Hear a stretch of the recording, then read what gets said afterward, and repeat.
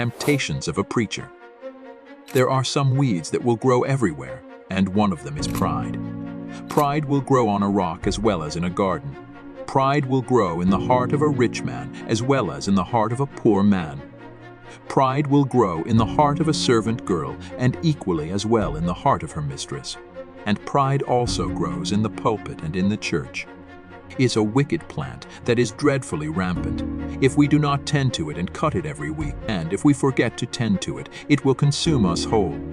This pulpit is shockingly bad soil for pride. It grows terribly, and I scarcely know whether you ever find a preacher of the gospel who will not confess that he has the greatest temptation of pride. I suppose that even the preachers who have a city church with maybe 6 people attending it have also been tempted to indulge in pride.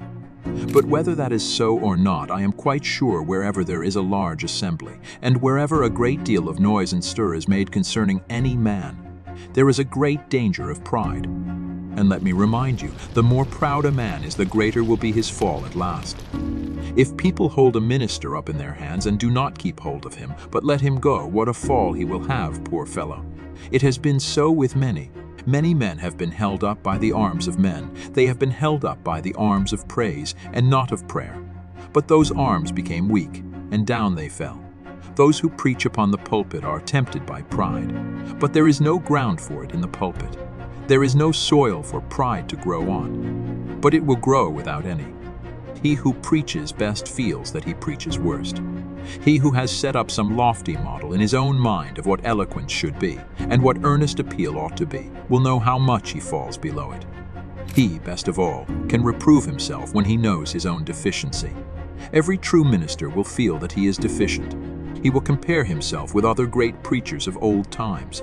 He will feel like he is worthless and will say, "What am I, like a dwarf beside a giant, an anthill by the side of the mountain?" When he retires to rest on Sabbath night, he will toss from side to side on his bed, because he feels that he has missed the mark. He will see his own faults, for God always chastises his own children at night time when they have done something wrong. We need not others to reprove us, for God himself takes us in hand.